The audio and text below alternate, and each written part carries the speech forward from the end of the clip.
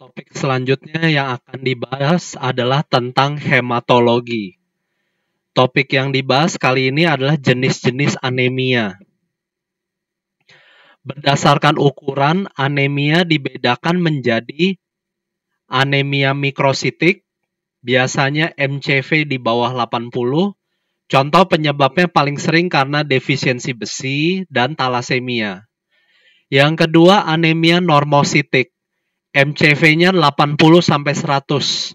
Biasanya penyebabnya paling sering karena perdarahan akut, anemia penyakit kronik, misalkan anemia pada pasien CKD, lalu anemia aplastik. Anemia makrositik, biasanya MCV-nya lebih dari 100, penyebabnya paling sering defisiensi folat B9 atau defisiensi B12, kobalamin. Contoh soal, seorang pasien menjalani cuci darah karena DM. Tampak pucat HB 7,3. Apa gambaran yang diharapkan? Pasiennya anemia, faktor risikonya karena cuci darah, CKD. Jangan-jangan ini termasuk anemia penyakit kronik pada CKD. Maka termasuk gambaran yang diharapkan adalah normositik normokrom.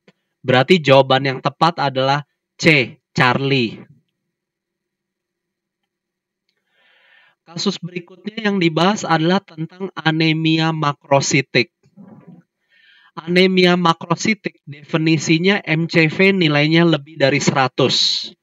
Penyebabnya paling sering ada dua, defisiensi B12 dan defisiensi B9. Defisiensi B12, kobalamin, biasanya selain anemia disertai kesemutan. Defisiensi kobalamin, faktor risikonya ada 5. Jembatan keledainya alfa-ro, alkohol, vegetarian, antacid obat lambung, reseksi gaster, reseksi usus, obat contohnya metformin. Ini 5 faktor yang bisa menyebabkan defisiensi B12. Kalau curiga defisiensi B12, diperiksa apus darah tepi akan ditemukan gambaran neutrofil hipersegmen. Neutrofil hipersegmen artinya neutrofil yang memiliki banyak segmen, biasanya segmennya lebih dari 6. Selanjutnya defisiensi B9, folat. Pada defisiensi B9 biasanya tidak ada kesemutan, diperiksa darah tepi tidak ditemukan neutrofil hipersegmen. Jadi defisiensi B9, gambaran apus darah tepinya hanyalah sel-sel yang besar, makrositik. Penyebab tersering defisiensi B9 biasanya karena intake sayur hijau rendah, atau bisa juga disebabkan karena pengaruh obat, contohnya obat epilepsi.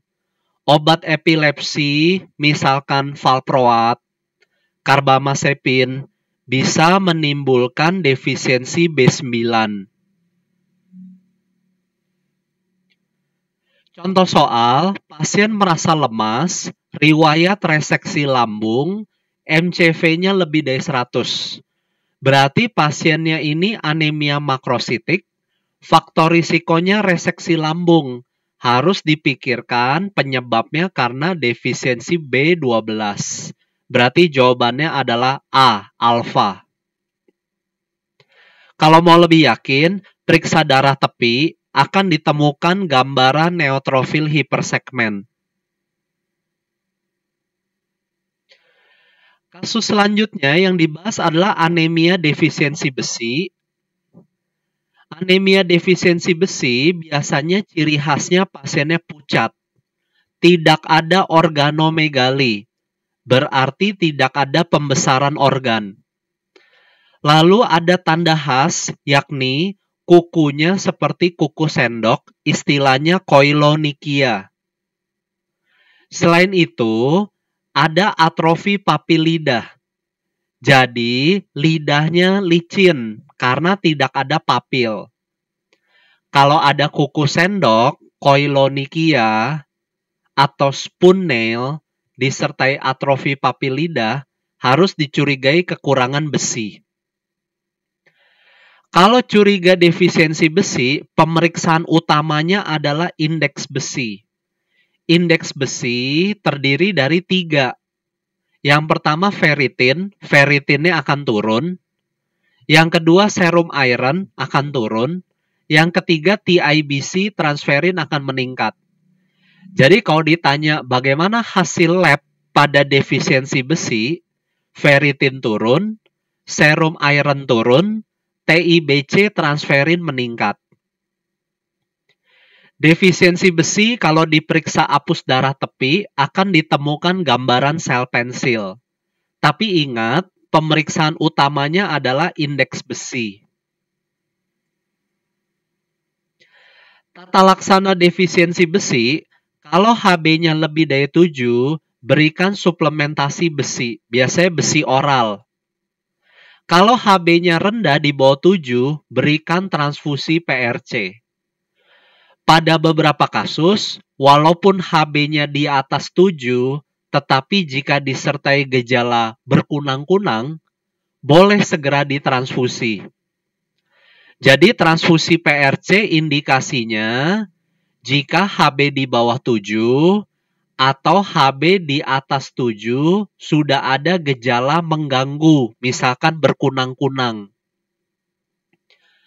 Besi oral paling bagus diberikan bersama vitamin C, karena vitamin C akan membantu penyerapan besi. Besi diserap dalam bentuk ion Fe2+, ion ferro, nanti diserap di duodenum. Bagaimana follow up terapi besi? Follow up-nya biasanya pertama kali periksa retikulosit dulu. Retikulosit biasanya akan normal pada 2 minggu. Setelah itu baru periksa HB. HB biasanya normal dalam 1 bulan. Jadi idealnya periksa retikulosit dulu, baru periksa HB. Setelah HB normal, besi oral jangan di-stop. Teruskan dulu kurang lebih 1-2 bulan untuk mengisi cadangan besi. Rata-rata biasanya diteruskannya sampai 2 bulan rata-rata. Contoh soal, seorang pasien badannya lesu, menstruasi banyak, jarang makan daging, HB9, ditemukan mikrositik. Ini mengarahkan ke defisiensi besi. Apa pemeriksaan untuk pemantauan selanjutnya? Retikulosit dulu dalam 2 minggu. Berarti jawabannya adalah C, Charlie. Kalau ditanya apa pemeriksaan untuk diagnosis, apa pemeriksaan utama untuk diagnosis? Jawabannya adalah serum iron, ferritin, dan TIBC. Kasus selanjutnya yang dibahas adalah talasemia. Talasemia termasuk anemia mikrositik. Tetapi talasemia berbeda dari defisiensi besi.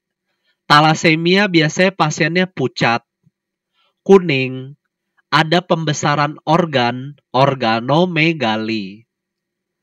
Kalau curiga talasemi, kadang-kadang ada gambaran khas namanya facies culi. Mukanya seperti tikus, dahinya lebar, hidungnya pesek, giginya tonggos. Kalau diperiksa darah tepi, akan ditemukan gambaran sel target atau ditemukan sel berbentuk seperti tetesan air, teardrop. Kalau ditanya pemeriksaan utamanya adalah elektroforesis HB. Elektroforesis HB untuk membedakan talasemia alfa dengan beta. Kalau tadi anemia defisiensi besi, pemeriksaan utamanya adalah indeks besi. Talasemia pemeriksaan utamanya adalah elektroforesis.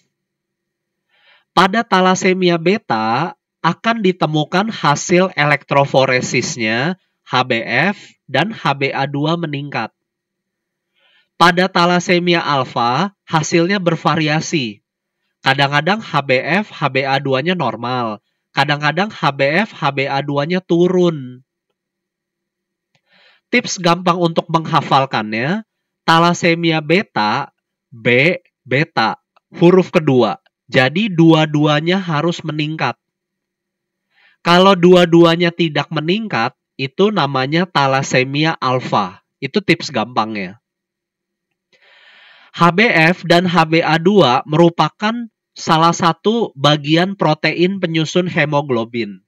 Seperti gambar berikut, HbF dan Hba2-nya meningkat. Berarti termasuk talasemia beta. Kenapa harus dibedakan talasemia beta dengan talasemia alfa? Prognosisnya. Talasemia beta prognosisnya lebih bagus. Talasemia alfa bisa menyebabkan kematian letal. Talasemia biasanya tata laksananya transfusi darah seumur hidup. Contoh soal, pasien mengeluh lemah dan pucat, ditemukan konjungtiva pucat disertai hepatosplenomegali, pada gambaran morfologi darah tepi ditemukan sel target, HbF dan Hba2 meningkat. Biasanya HbF dan Hba2 dikatakan meningkat kalau lebih dari 4%. Berarti di soal ini, talasemia beta. Maka jawaban yang tepat adalah C, Charlie. Apa bedanya dengan anemia akibat G6PD? G6PD biasanya dipicu oleh obat-obatan. Contoh paling sering obat malaria, yakni Primaquine. Orang-orang yang memiliki G6PD tidak boleh mengkonsumsi Primaquine. G6PD artinya glukosa 6-fosfat dehidrogenase defisiensi. Kekurangan enzim G6P akan menyebabkan membran sel darah merah tidak stabil sehingga sel darah merah gampang pecah. Itu sebabnya penderita G6PD akan mengalami hemolitik. Anemia karena malaria sudah dibahas. Anemia karena autoimun akan dibahas pada topik selanjutnya. Kasus berikutnya yang dibahas adalah anemia hemolitik autoimun. Saya akan jelaskan lebih dulu anemia hemolitik. Anemia hemolitik, anemia yang disebabkan karena sel darah merah hancur. Ciri-ciri hemolisis biasanya pasiennya kuning. Kenapa kuning? Karena bilirubin indirect meningkat. Bilirubin unconjugated meningkat. Lalu LDH akan meningkat. Kompensasinya retikulosit sel darah merah yang masih muda akan meningkat. Sebaliknya haptoglobin akan menurun. Anemia hemolitik selain pucat biasanya kuning dan ada pembesaran organ. Anemia hemolitik penyebabnya banyak, bisa karena malaria, talasemia, maupun autoimun. Kalau kalian curiga anemia hemolitiknya karena autoimun, periksa tes Coombs. Tes Coombs ini untuk mendeteksi adanya antibodi. Anemia hemolitik autoimun biasanya tata laksananya adalah kortikosteroid dosis tinggi. Kalau Hb-nya sangat rendah di bawah 4, berikan transfusi WOS-PRC. WOS-PRC artinya PRC yang sudah diencerkan dengan NaCl untuk mengurangi risiko alergi. Contoh soal, pasien mengeluh pucat ketika berada di ruangan hangat. Ditemukan splenomegali, tes Coombs positif, Hb 8,2. Soal ini ingin mengarahkan ke hemolitik autoimun. Karena Hb-nya masih lebih dari 4, tidak perlu transfusi WOS-PRC. Cukup diberikan steroid saja. Berarti jawabannya adalah D, delta. Kasus selanjutnya yang dibahas adalah tentang leukemia. Leukemia gejalanya tidak khas. Biasanya gejala awalnya Hb-nya turun, trombositnya turun. sedangkan leukositnya meningkat. Oleh karena itu gejala awalnya biasanya pucat, petekia. Kalau curiga leukemia, biasanya diperiksa morfologi darah tepi.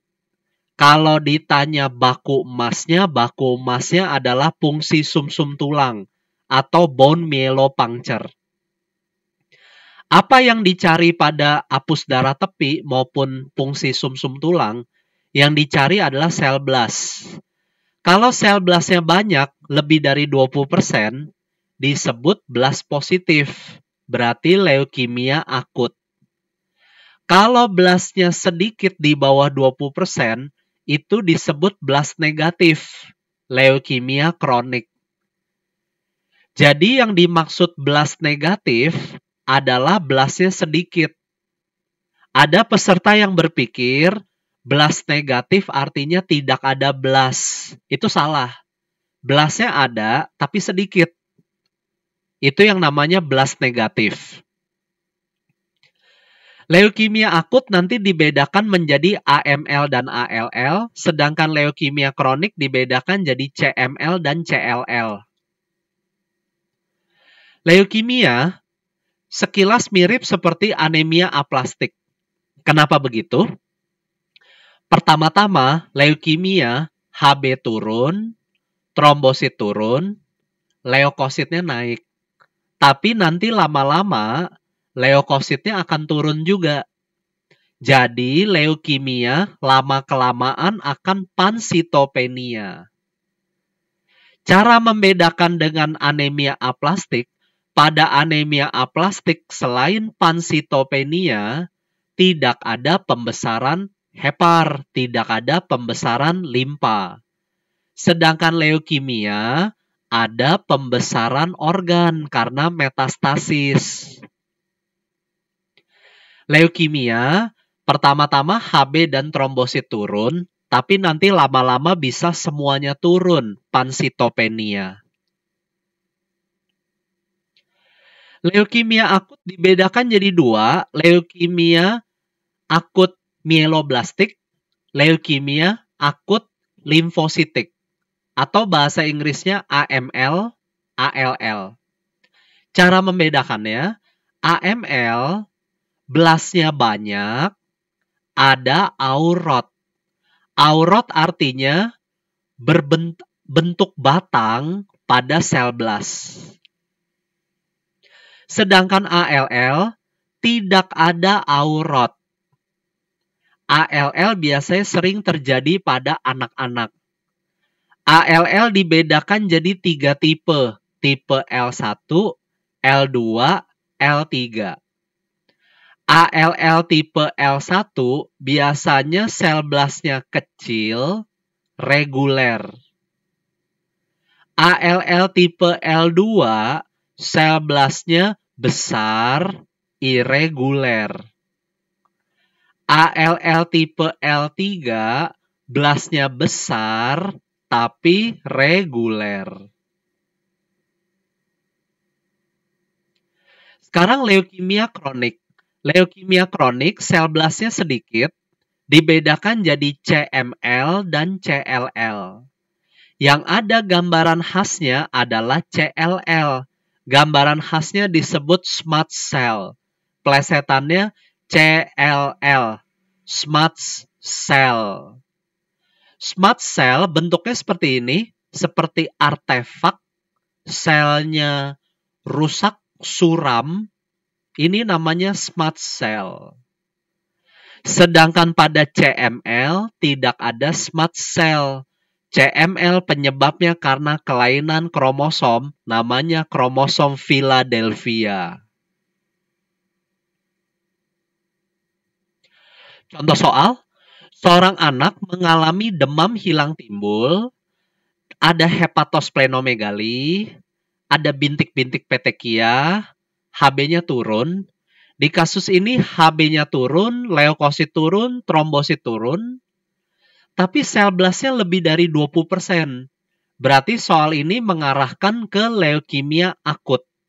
Karena aurotnya negatif, berarti jenisnya adalah ALL. Berarti jawabannya adalah C, Charlie. Apakah di soal ini mungkin anemia aplastik? Tidak mungkin. Karena anemia aplastik, pansitopenia, tetapi tidak boleh ada pembesaran organ. Di soal ini ada pembesaran organ. Leukemia yang sering pada anak-anak, contohnya adalah ALL. Kasus berikutnya yang dibahas adalah tentang kelainan koagulasi. Yang dibahas kelainan koagulasi yang pertama adalah defisiensi vitamin K. Atau istilahnya APCD, Acquired Prothrombin Complex Deficiency. Biasanya defisiensi vitamin K terjadi pada bayi yang lahir di dukun. Karena bayi yang lahir di dukun tidak mendapat suntikan vitamin K.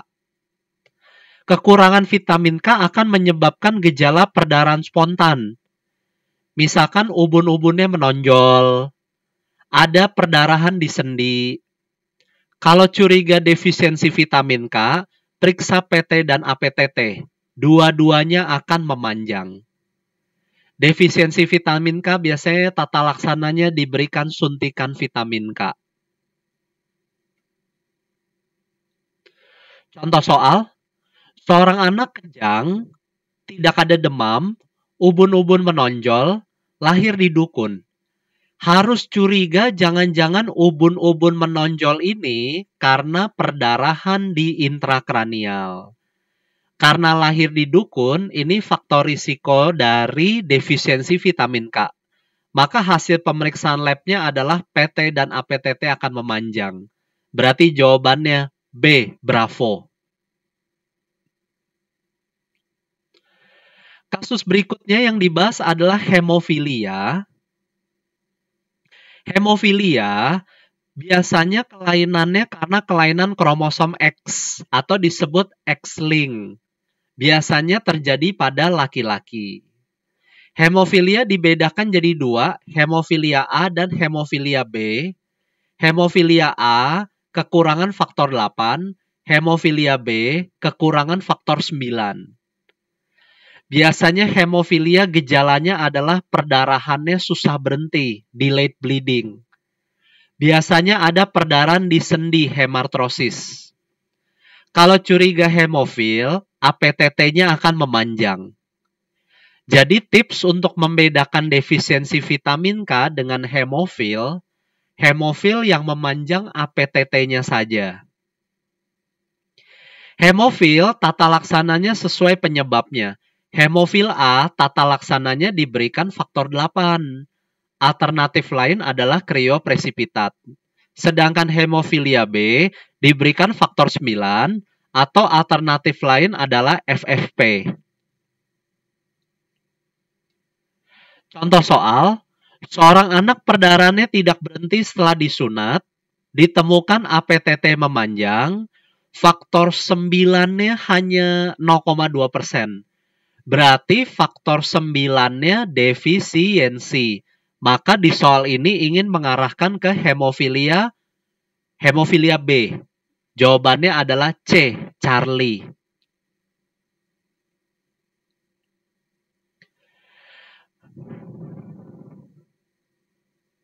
Sudah dibahas tentang hemofilia. Topik selanjutnya yang dibahas adalah ikterik. Ikterik patologis penyebabnya ada banyak. Yang pertama karena inkompatibilitas ABO. Inkompatibilitas ABO syaratnya ibu golongan darahnya O, sedangkan bayi golongan darahnya A atau B. Ibu yang bergolongan darah O akan menghasilkan antibodi. Antibodinya bisa menghancurkan sel darah pada bayi golongan darah A maupun B. Inkompatibilitas resus syaratnya ibu resus negatif, sedangkan bayi resus positif. Kalau curiga bayi tersebut mengalami kuning akibat inkompatibilitas, periksanya tes KUMS. Bayinya diperiksa tes KUMS. biasanya tes KUMS-nya akan positif. Tes KUMS yang positif pada bayi menunjukkan adanya antibodi. Jadi semua perempuan yang bergolongan darah O atau memiliki resus negatif harus hati-hati karena berisiko inkompatibilitas pada kelahiran bayinya. Ikterik patologis juga bisa disebabkan oleh atresia biliar. Atresia biliar artinya ductus biliaris tidak terbentuk. Biasanya gejala khasnya kuning, kencingnya gelap seperti teh, fesesnya dempul, pucat, atau istilahnya feses akolik. Kalau curiga atresia biliar, pemeriksaan penunjangnya USG akan ditemukan gambaran triangular sign. Triangular sign menunjukkan ductus biliaris yang tidak terbentuk. Atresia biliar harus dikonsul untuk bedah sebelum usia 8 minggu. Ikterik fisiologis dibedakan jadi dua penyebabnya. Yang pertama breastfeeding jaundice, yang kedua breast milk jaundice. Breastfeeding jaundice biasanya terjadi pada bayi usia 1 minggu. Penyebabnya karena bayi masih susah minum. Tenang saja, ikterik ini fisiologis. Tata laksananya berikan ASI lebih sering. Breast milk jaundice biasanya terjadi pada bayi usia 1-2 minggu. Penyebabnya karena di dalam ASI terkandung glukoronil transferase. Glukoronil ini akan menyebabkan peningkatan sirkulasi empedu sehingga bayi menjadi kuning. Tenang saja, breast milk jaundice sifatnya fisiologis. Teruskan saja ASI-nya, nanti kuningnya akan hilang sendiri. Yang patut diwaspadai adalah ikterik patologis. Biasanya ikterik patologis ciri-cirinya bilirubin totalnya lebih dari sama dengan 12. Kalau bilirubin totalnya lebih dari sama dengan 12, harus segera difototerapi. Jika fototerapi gagal, pilihan selanjutnya adalah transfusi tukar. Contoh soal, seorang bayi kuning ditemukan bilirubin totalnya 15, ini harus indikasi fototerapi. Nyonya golongan darah AB, resus negatif, tes KUMS positif. Apa penyebab kuning pada bayi ini? Si ibu golongan darahnya AB, berarti tidak mungkin inkompatibilitas ABO, karena inkompatibilitas ABO syaratnya ibunya harus O. Ibu resusnya negatif, berarti kemungkinan besar inkompatibilitas resus. Berarti jawaban yang tepat adalah C, Charlie. Kasus berikutnya yang dibahas adalah tentang limfoma. Limfoma ini merupakan keganasan di kelenjar getah bening. Limfoma biasanya gejalanya heparnya membesar, hepatomegali. LDH-nya biasanya meningkat. Semakin tinggi LDH-nya, semakin buruk prognosisnya. Limfoma dibedakan menjadi Hodgkin dan non-Hodgkin. Limfoma Hodgkin, selain ada hepatomegali, biasanya pembesaran getah beningnya berdekatan, misalkan di daerah supraklavikula dan mediastinum. Sedangkan limfoma non-Hodgkin, selain ada hepatomegali, biasanya pembesaran getah beningnya berjauhan, misalkan di leher, di selangkangan. Diagnosis pasti limfoma Hodgkin dengan pemeriksaan biopsi. Di biopsi akan ditemukan gambaran sel Reed-Steinberg. Sel bentuknya seperti mata burung hantu, owl eye. Jadi selnya ini terdiri dari beberapa nukleus bentuknya seperti lakuna. Limfoma non-Hodgkin kalau diperiksa biopsi, gambarannya hanya ditemukan limfosit yang pleomorfik. Pleomorfik artinya ganas. Limfoma non-Hodgkin sebenarnya jenisnya ada banyak. Salah satu jenis limfoma non-Hodgkin yang paling sering adalah limfoma Burkitt. Jadi limfoma Burkitt dengan limfoma non-Hodgkin sebenarnya sedikit beda. Limfoma Burkitt bagian dari limfoma non-Hodgkin. Limfoma Burkitt biasanya pembesaran getah beningnya juga berjauhan. Limfoma Burkitt kalau diperiksa biopsi, gambarannya ditemukan starry sky. Starry sky artinya ada sel-sel limfosit berwarna ungu dan ada makrofag jernih. Makrofag jernih ini bentuknya seperti bintang, sehingga disebut starry sky. Contoh soal, seorang pasien mengeluh demam keringat malam, pembesaran getah bening di leher dan di selangkangan, hepar berundak-undak, LDH meningkat, biopsi tidak ada sel Rich-Steinberg. Karena di biopsinya tidak ada sel Rich-Steinberg, ini mengarahkan ke limfoma non-Hodgkin. Jadi jawabannya adalah B, bravo. Bukan limfoma Burkitt. Limfoma Burkitt gambarannya harus ada starry sky.